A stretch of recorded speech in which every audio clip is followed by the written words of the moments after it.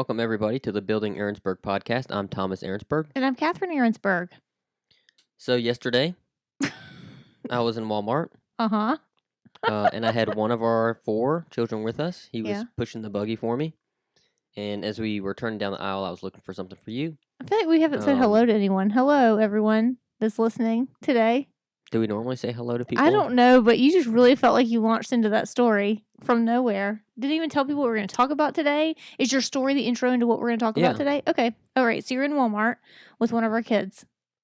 Anyway, I come up upon this aisle, and there is a woman with her mother. I would say the woman's probably middle 30s. I can't tell how old people are. Why are I'm you so even bad. pretending like you know how old this lady is? Is it pertinent to the story? No, how old she is? It's not. Okay. Other than she was with her mother and she had 3 children. Mm-hmm. That sounds familiar.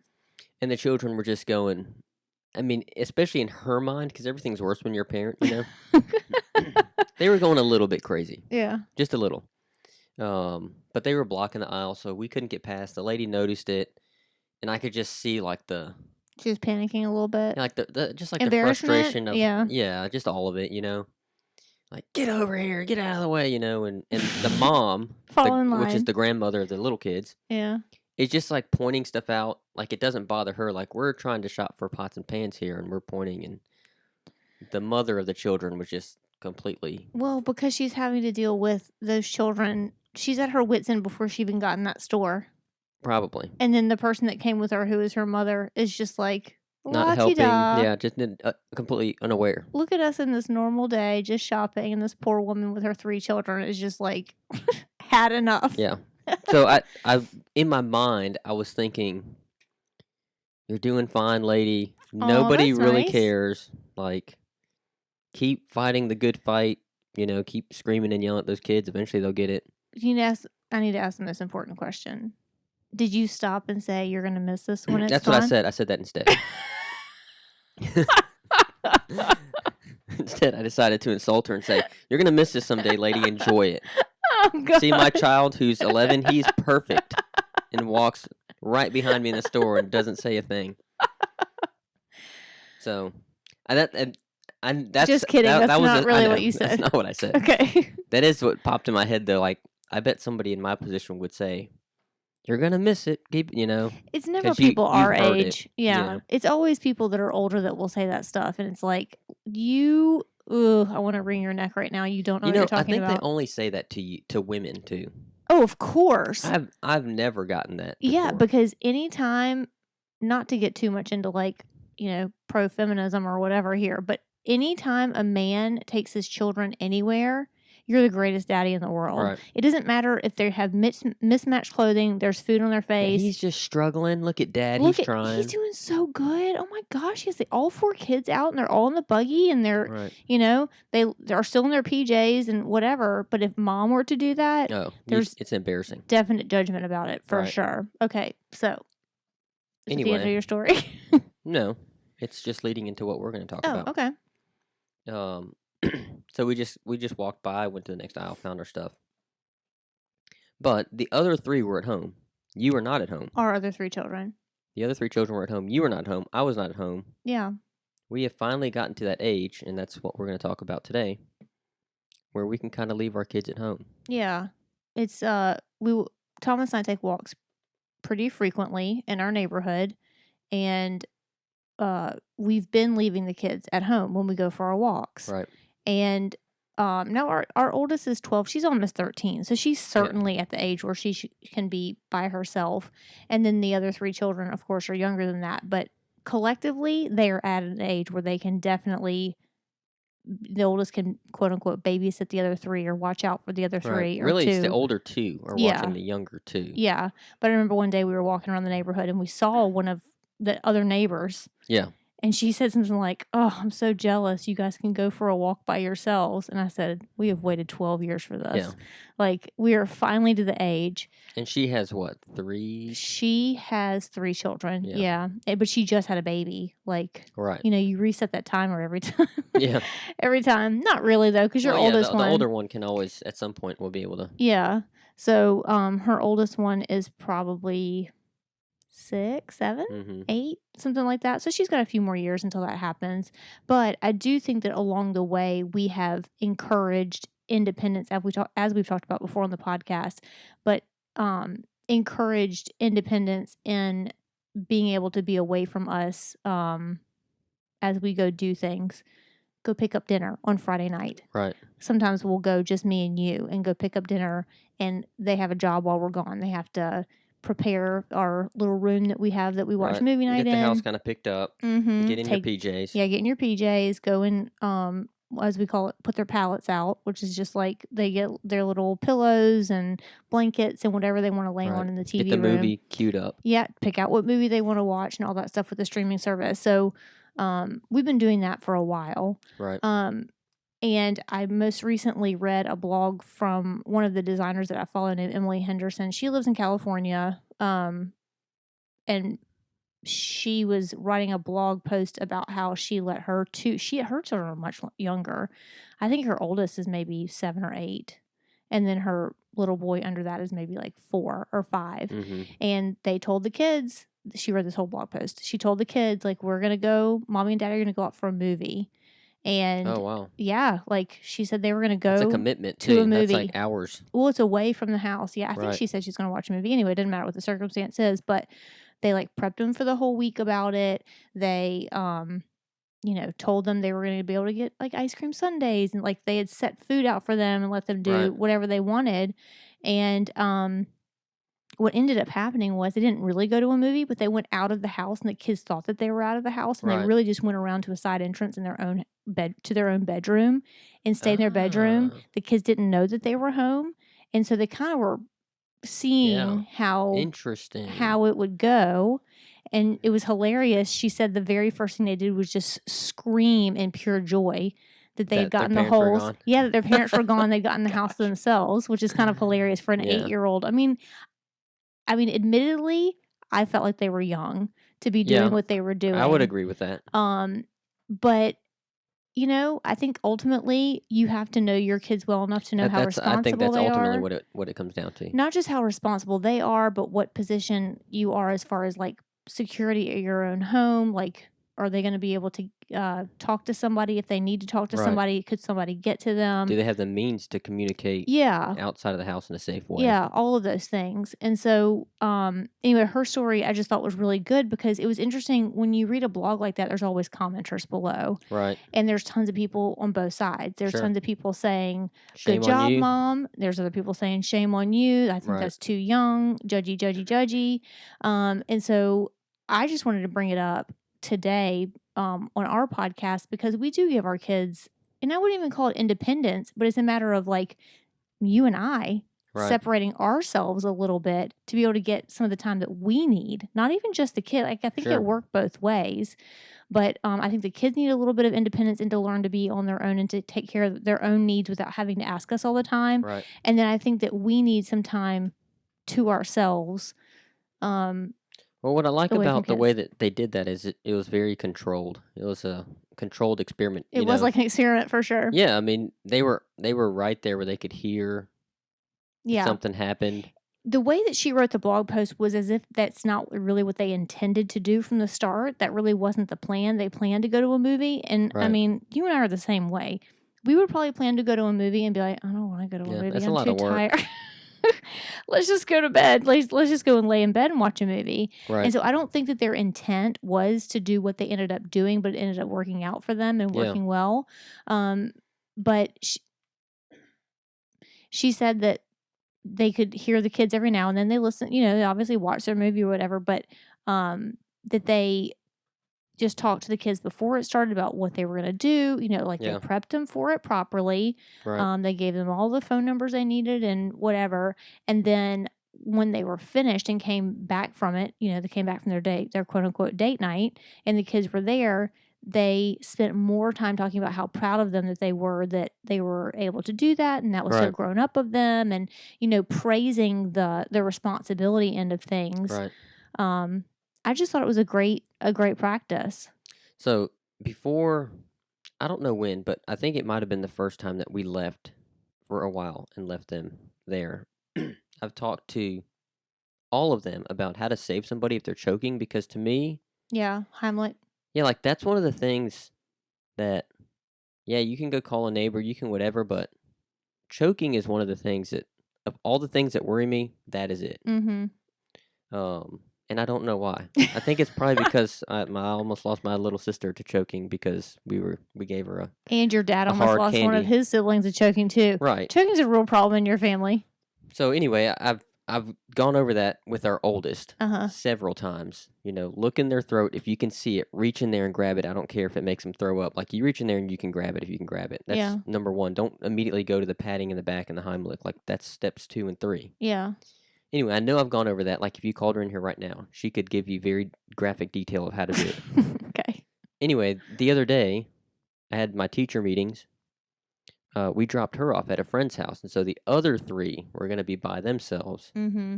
Yeah, you start separating the herd, and then things change. Well, I thought my brother might have been home, but I wasn't sure. So we get there, he's not home. Mm-hmm. So they're staying down there at my parents' house, and as I'm walking out, I was like, they don't have a phone to contact me. Mm-hmm. So I was like, let me just review the choking thing with them. Because I know I was going to be gone for probably a couple hours. Yeah. Which are, the school's a 5-minute walk. And they know how to get there. And they know how to get there if they had to. But, again, choking, yeah, if 5 minutes in choking, you're done, So I get all 3 of them. I said, y'all know how to save somebody if they're choking? And our oldest boy, Thomas, he says, yeah, you just start patting him on the back. I was like, no. Wrong answer. That's the wrong answer. So I get them all around. I said, here's how to save somebody. You look in their throat, look in their mouth. I get the whole thing that I told Addie. Mm-hmm. And I was like, are y'all good on that? I said, anything else? The neighbor, I'm pretty sure I saw his car. He should be home. You could run over there. Or, worst case scenario, you could just run up to school and get me probably if it's, depending on what the emergency was. But again, the choking thing to me. So as I'm walking out, I could hear them go, nobody's eating anything today. We're not even going to let it be a possibility. No one's choking on anything today. Man, you must have scared the heck out of them just by the possibility of that they might have to do that. Yeah, they would have to do that. And the thing is, you would have to be choking on, like, I'm trying to think of stuff they could have possibly choked on. They probably would have ate popcorn while they were there, and maybe some candy, like M&M candy. Yeah. The likelihood of you choking on either of those 2 things, not real likely. Yeah. But, that's, I guess, training them is like one of the life-saving training things that I felt like I had to do with them. You mean like when we showed our kids Rescue 911 when they were like 2, 3, and 4? Running with the toothbrush? Uh-huh. Yeah. You guys have all seen it. The one, if you guys are listening right now, you're probably about in our age range. So you may remember Rescue 911 with old William Shatner. Yeah. William Shatner was the host of that show, and he was always standing next to an ambulance with the lights on, during his speaking pieces on camera stuff. They probably shot all those on one day. Yeah. 45 episodes. I would love, I need to go look it up after this podcast and see how many episodes of Rescue 911 there were, because I bet you there was like 10. Because I could recite them all to you. The episodes, though, weren't there always like 2 or 3? Stories all in one? Yes. Probably so. And they were always these actor as they say on one of my favorite podcasts, they say reimaginactimators or something like that, where it's like... Okay. All right. So you're not going to believe this, but there were... Okay, that can't be right. It says there's 9 seasons.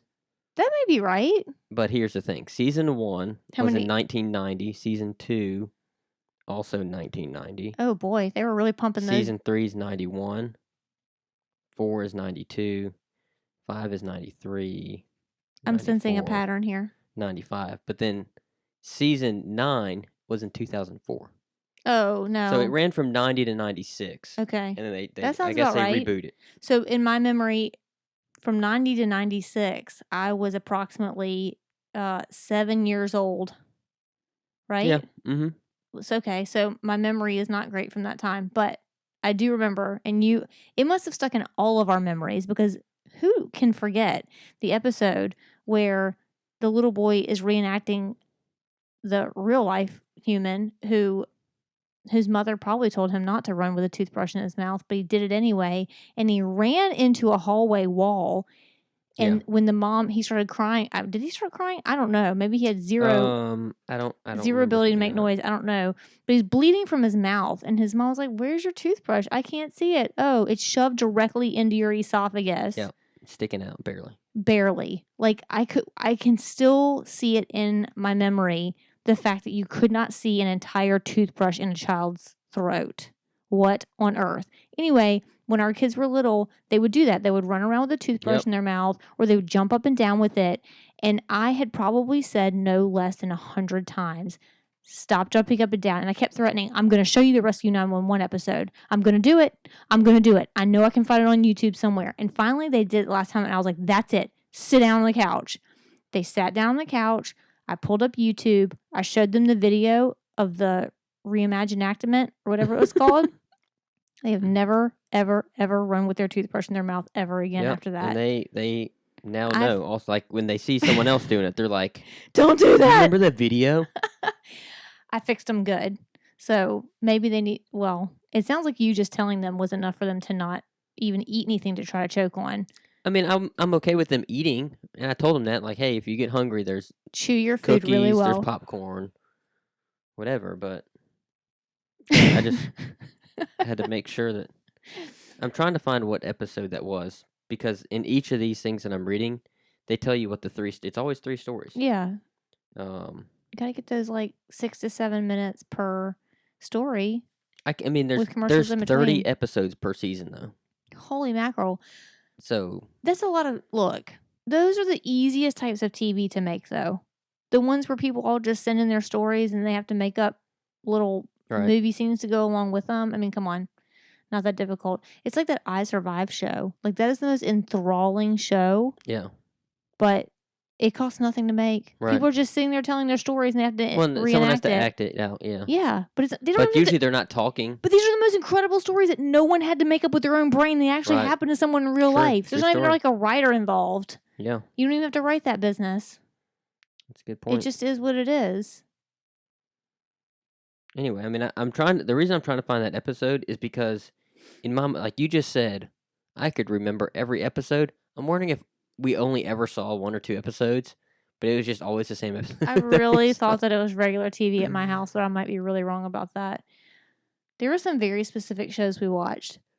That's what happens when you don't have cable. You only watch 4 different shows. Yeah. Well, back then. No, there was cable back then. I know, we had cable. I remember. But we weren't allowed to watch The Simpsons. We weren't allowed to watch Married with Children or any of the, like, quote-unquote cool shows that came on. Yeah. So we were real limited to true crime, which, you can't. That's the funniest thing. You can't watch, like, people misbehave, like adults misbehaving or children saying sassy things to their parents. Yeah. But dang it, we were going to watch some true crime. We were going to watch some. You can't watch that fake stuff. This is what really happens. Yeah, which is even scarier usually. We used to watch the Father Dowling mysteries, all the things. But anyway, so, if you've been considering, or maybe, I think to some extent people don't even consider, because I have to say, when I read that blog post, I would not have considered leaving our kids home by themselves at the ages of No, we were still getting 4. babysitters at that time. Yes. And so I wouldn't have even considered it. And we had 4 kids, though. 4 is a lot. Like, it's one thing when you have 1 brother and 1 sister. Anyway, all I'm saying is, maybe with this podcast that we're talking about today, or the storyline, that you can consider something like that. Again, consider your circumstance. If you have 1 or 2 children, not 4, or if you live in a neighborhood that has good neighbors around, or, whatever your circumstances, it's not for everybody for sure. But I do think it's important for both the parent and for the child for a lot of different reasons. I think it's good for both sides for a lot of different reasons that we've previously discussed today. Yeah. So it's certainly worth thinking about and considering if it's something that will work for your family. But I mean, I do think it's something that needs to be discussed. Like, I think you probably even need to discuss it with your kid and make sure your kid's on board. Yeah, even interested. If we had discussed that with our oldest children when they were 8, 9 years old, they would not have been on board with that. No, they would not have. And they would not have done the squeal of glee when we left, they would have been panicking the whole time. Yeah. They would have called us every 5 minutes or texted us. Or we have major homebody children, which is both a detriment and also the greatest thing ever. It's a real double-edged sword, people. It is. As mentioned in our previous podcast. So your friend must, or whoever. She ain't my friend, but we all wish the people that we followed on blogs were friends. Well, I forgot where you'd gotten it from. She must have had a discussion with her child, I would imagine. Or she, like I said, know your children. Yeah, well, at least according to the blog post, from what she told, her audience. So sort of switching gears, but somewhat in the same line. Whenever we go to the store, and we have to just pick up like one or two things. Oh my gosh, you were like Mr. General Commander guy with the store. Why? Why do you say that? Because I know how you do at Sam's Club. I know how you roll at Sam's Club. Y'all are in and out Divide and conquer. I will give you a list of stuff to go to Sam's Club with, and you give each one of the kids, since we have 4 kids, you can, divide a lot of things up. Yeah. I'm assuming you don't let the little one go by herself. No, she stays with me. So. But I normally send them in pairs. I don't ever send one by himself. Okay. I just don't trust that. Yeah. Because a lot of times, normally how that works is, yes, I'll go around the store counterclockwise and they'll go around it clockwise or vice versa. Yeah, you'll kind of meet somewhere. You get these 2 things and I'm going to get these 3 things and we'll meet here and we can get the last 3 or 4 things there in that area. But they go in pairs in the event that, like, hey, we can't find them. They can sort of, it's easier for 2 people to find one. Yeah. Or for one person to find 2. Anyway, so you send them into the store with a list and you give them each a couple of items to get on the list. And everybody gets all the groceries on the list, and they come to the front of the store wherever you're supposed to meet, and everybody has the entire list within like 10 minutes of being in the store, which is genius. By the way, I'm going to put in a plug here for the Sam's Club shopping app. It's called Scan and Go. Yep. Clearly not sponsored here. We ain't any kind of business to be sponsored, but that is the most amazing thing. And every time I go in Sam's Club, there is a line from the front of the store. They've gotten better. To the back of the store. Times I've gone. Oh, really? Yeah. Maybe even going in off hours. Is that possible? That's probably true. Yeah. Because I usually go right after school. If you go on Saturday, when everybody else is going to the grocery store too, that line is from the front of the store to the back of the store. Yeah. And people stand there in it. That's the shocking part to me. Well, they don't have the Scan and Go. I would abandon my grocery cart. Yeah. To not have to stand in that line. I don't care. There is nothing in my life important enough to purchase to stand in that line. So what do? We use the Scan and Go app. You guys, it is the Sam's Club app. It's a game changer for sure. It really is. I know some people don't. I'm surprised, really, that more stores have not gone to that. I know. It drives me nuts that Costco doesn't have it. I mean, not just big box stores, but even a Winn-Dixie or a Publix. Well, Walmart and Sam's Club are the same company, so it makes no sense that they don't have it. That's true. That's true. Come on. It's the same company. Get it together. Share your technology. That's right. So anyway, the way it works is you just download the app. You have to have a credit card. I don't know that it takes, I think it takes debit cards, actually, now that I'm thinking about it. So I don't know, ours is it's already saved in there. Yeah, right? It's already saved. It recognizes what club you're in whenever you log into the app. Whenever you come in, it has your Sam's Club card saved on it, your account. So you never have to show a card. That's right. You go in there. You go into the store with your phone. That's it. That's all I have to go in there with is my phone. And I collect all my stuff in my cart. I scan it with the Scan and Go app as I'm going through the store. Yeah, with my phone, it scans it. It has the price, whatever. You swipe a button or swipe a whatever slider thing. You pay for it, and then you walk out of the store. You don't ever wait in a line. You don't ever have to unload and reload things off of a shopping cart. It stays in your cart. It's just, why would you not? Because some people don't have credit cards. I get it. Whatever.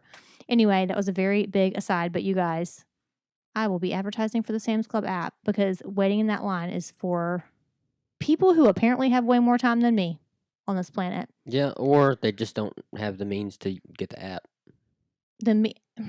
Everyone has a smartphone now. I got up to the front one time and I was talking to the lady that scans you as you go out of the store. Yeah. She was taking a lot of pride in the fact that she didn't have the app because she doesn't have credit cards. Or no, she said she didn't have a smartphone. That's what it was. Yeah. I don't have one of those smartphones. There's people that are going to that. They're done with their, what's the word I'm looking for? They're like de-technologifying. That's the word I was looking for, yes. And what was the word? Reenactment or whatever. And the right. De-technologifying.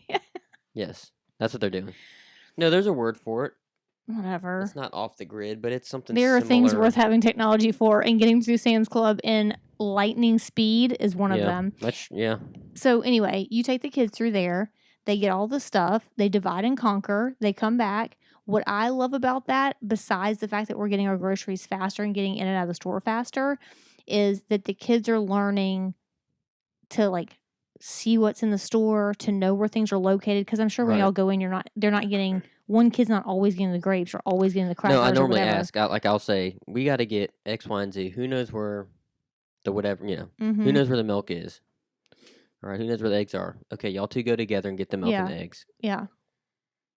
So, Yeah. I mean, it's... But I like that they're learning the store and they're learning where things are, and it kind of gives them some, like, they feel like they're taking some responsibility in our grocery shopping, too. Yeah, I like that, too. Because some of the time, the thing that they love to get to do, if I let them, I don't always, we need snacks for school. Go to that area and pick out a snack. And now it's like... you give them parameters on that, too. You say it can't be... right? Yeah, well, there's certain things that it definitely cannot be, because if I just send them over there, they get cookies. Yeah. Or, some super sugary something. So, yeah, it normally has to be one of these certain things. Yeah. And the biggest parameter is it has to be something everybody's going to eat. Ooh, that's a hard one. Because I can't even find usually, that. Well, that usually narrows it down to Cheez-Its or Goldfish.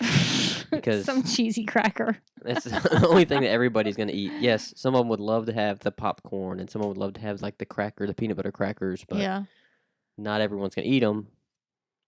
And there's also been other times where you have sent one of our kids into the store, like not Sam's Club, but Winn-Dixie. Winn-Dixie's a smaller store here, like a more of an independent grocery store type thing. Publix or Rouse's. Yeah, whoever you are, smaller type grocery store where it's got the big window out front where you can see the kid in there. Yeah. But there's been plenty of times where you have sent one of the kids in with the credit card, and again, I send them in pairs because I don't. And say you just send them in for a thing or two, and they have to. So then it's not the Scan and Go anymore. It's a smaller grocery store. They have to actually go to the kiosk or whatever and pay, or go up to somebody that's going to scan their groceries or whatever, but they have to actually like use the credit card and see how much the groceries cost and all these different things, which I think is a good skill for them to learn as well. So like it's just like baby step type stuff, but I think it is important that they're learning all of those things. Yeah, in the movie Home Alone, I know it's a movie, the kid's supposed to be 8 years old, and he goes into that grocery store. And I remember thinking when I was a kid and I watched that movie Home Alone, I was like, I don't think I could do that. Like, go into the store, he had to buy a toothbrush. And he's like, is this ADA? I didn't even understand it at the time. What the heck he was even talking about. Yeah. Which, again, I know it's a movie. Yeah. But I remember thinking at the time, like, that's impressive. There's no way I could go into a grocery store and buy groceries for myself. I mean, I don't even know what that would have looked like at 8 years old. Well, there's been another example that I just thought of where you were trying to instill a little bit of independence, partly because we didn't want to do it, but partly because you need it. That's always part of my motivation, I'm not going to lie.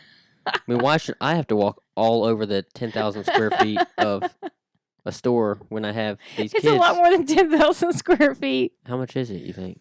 A Sam's Club? Yeah, 100,000? Yeah, I would say 100,000.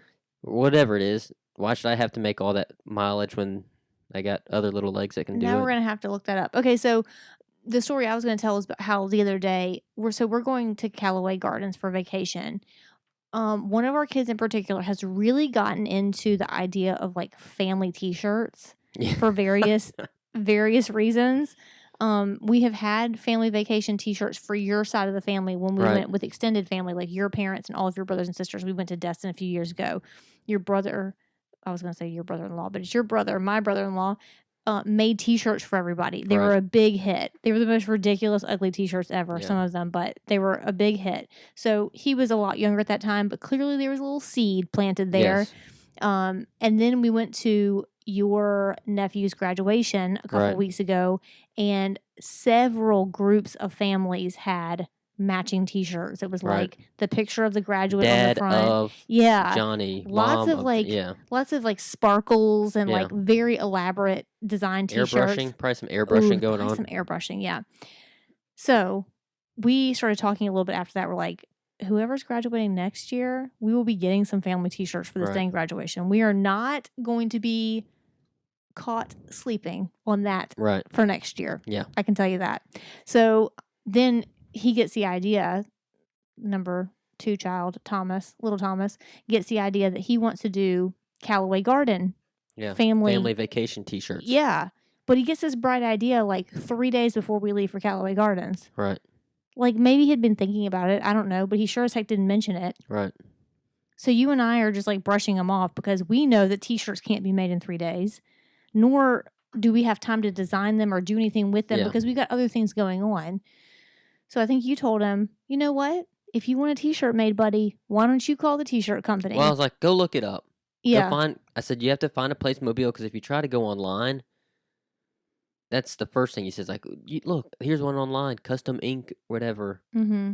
I said, son, if you try to do that, it would take, a day to get the order in, a day or so to make it, and then they got to ship it. And that's probably 2 to 5 days. Who knows? Mm-hmm. At the very least. Yeah. So I said, it has to be a local company. So find a local company and call them up. Call them up yourself. Yeah. So he finds one. Brushing him aside like, hey, kid, you go do the research. Here, I found one. It's on Hillcrest Road, which is right around the corner from where we live. I was like, okay, call them up. Mm-hmm. And he calls them up. They delivered the bad news. I think he said, can I have some T-shirts made before we leave Saturday or something? And this was Thursday, maybe.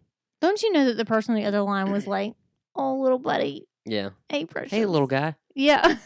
I don't think he introduced himself as a little kid, but well, I mean, I'm you sure can he hear it in his like voice. one. Yeah. Right.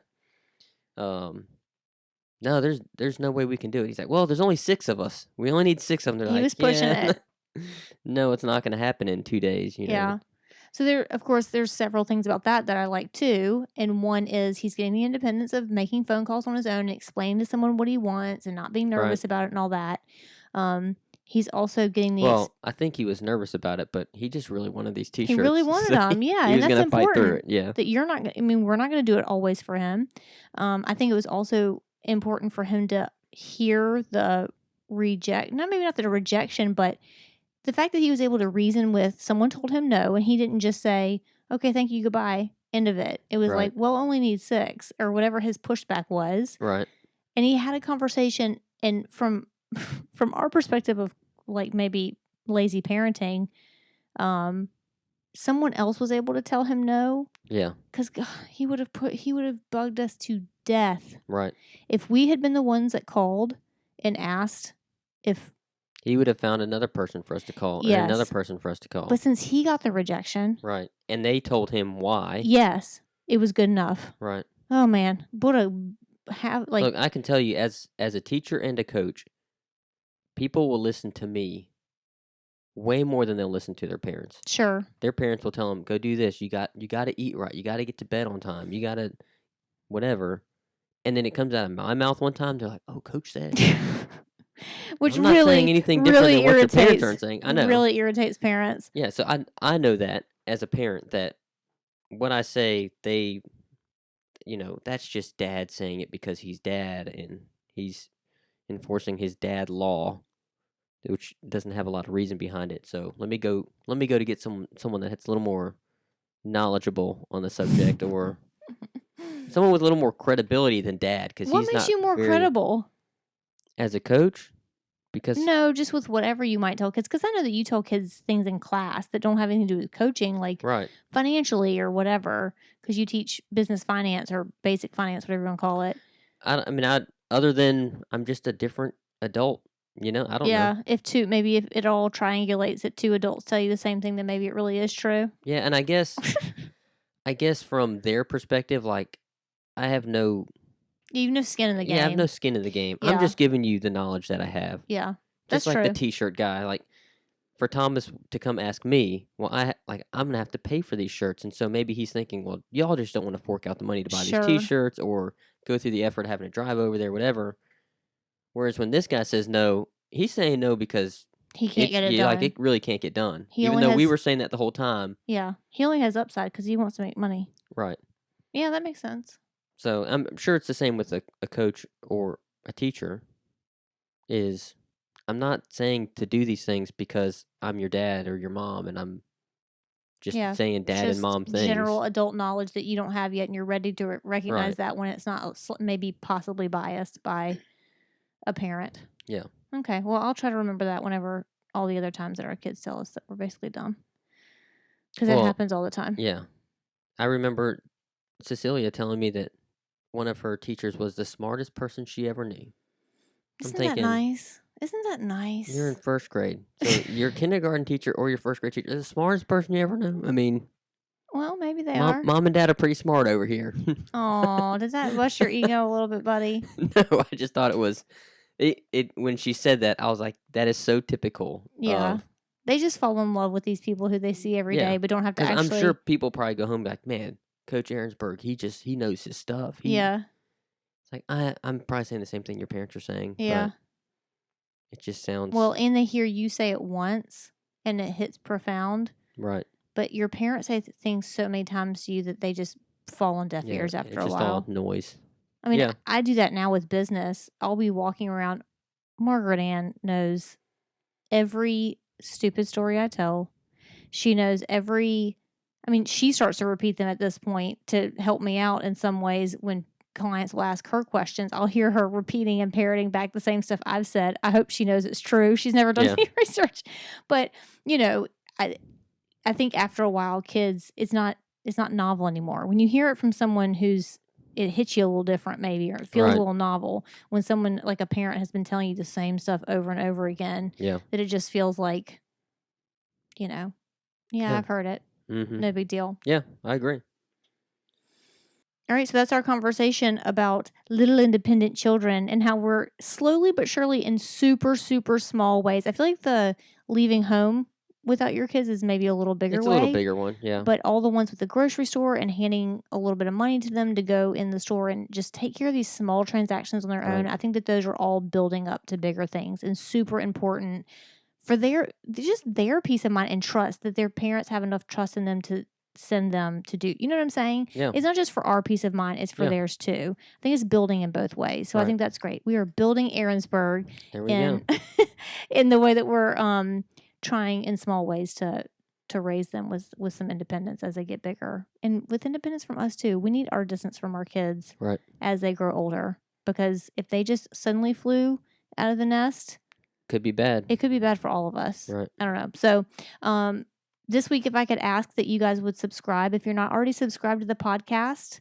please do so this week. If you have any questions, comments, or stories of your own, you can email us at buildingahrensberg@gmail.com. You can come to Facebook or Instagram at buildingahrensberg.